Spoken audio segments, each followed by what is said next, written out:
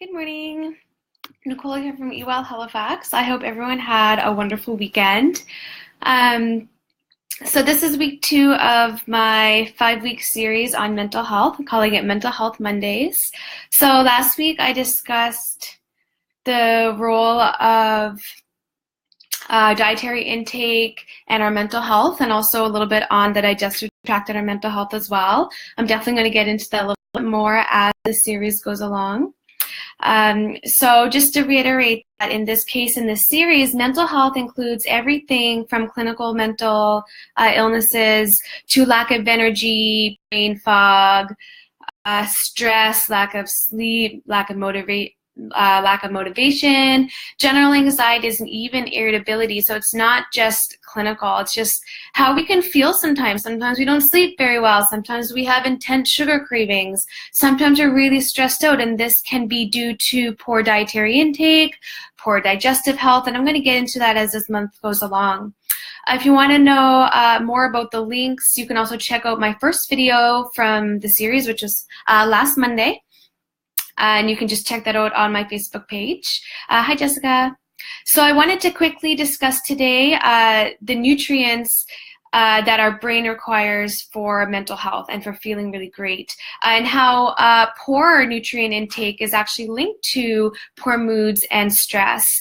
There is a clear link between diets high in processed foods and unhealthy fats and poor mental health, as well as cognitive decline. So it's really important that we meet our nutrient needs. So all nutrients have a role in mental health.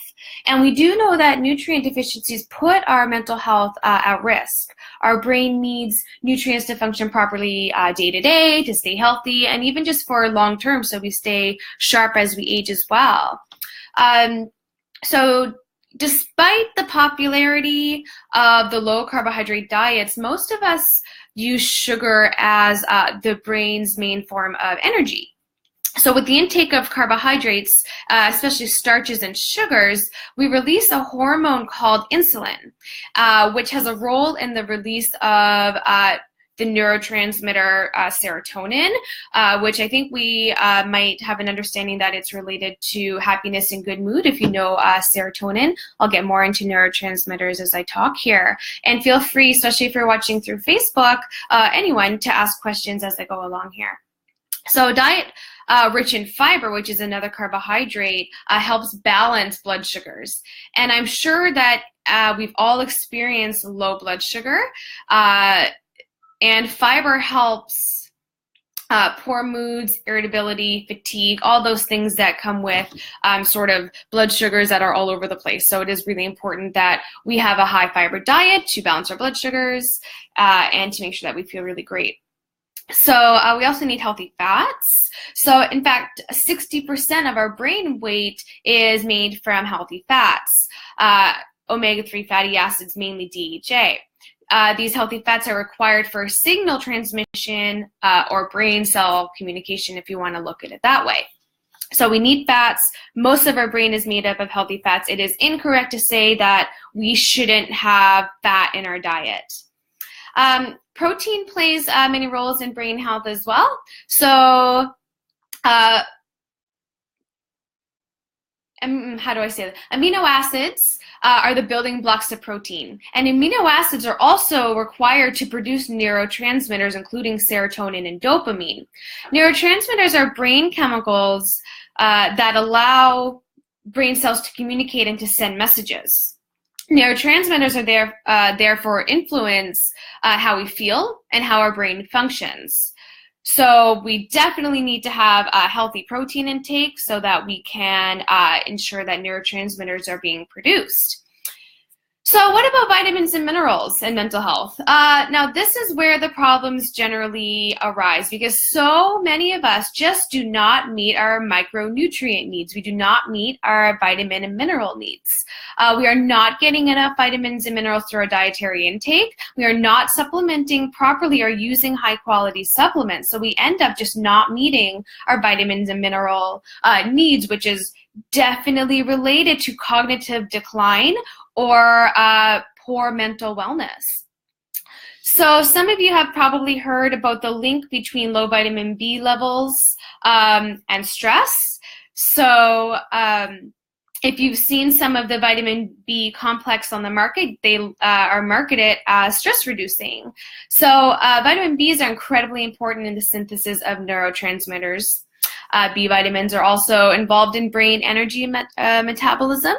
And on top of that, each vitamin B, vitamin B1, 2, 3, 5, 6, 9, 12, they all have their own special role in brain health. So it's incredibly important that we meet vitamin B needs. Vitamin C, vitamin E, vitamin A, and selenium are strong antioxidants. So they keep our brain healthy and they keep our brain sharp. They protect our brain from oxidative stress and cell damage. Vitamin C also has a role in the production of some neurotransmitters as well. Vitamin D acts as a regulatory hormone.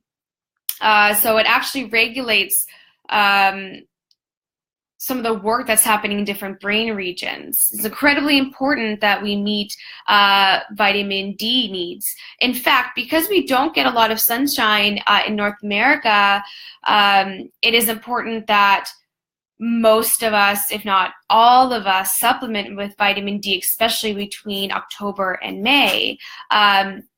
We all seem to have a little bit of cognitive decline or poor mental health in the winter here in North America.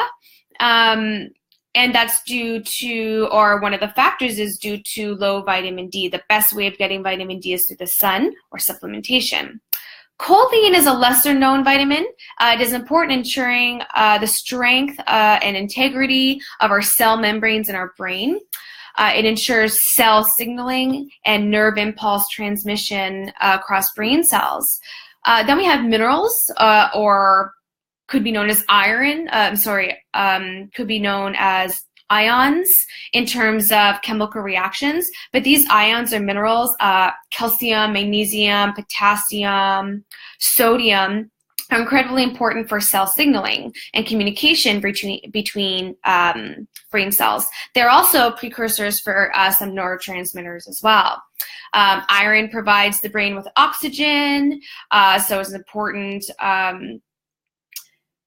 to ensure that we can make energy in the brain, and for brain energy metabolism, we need the oxygen for that.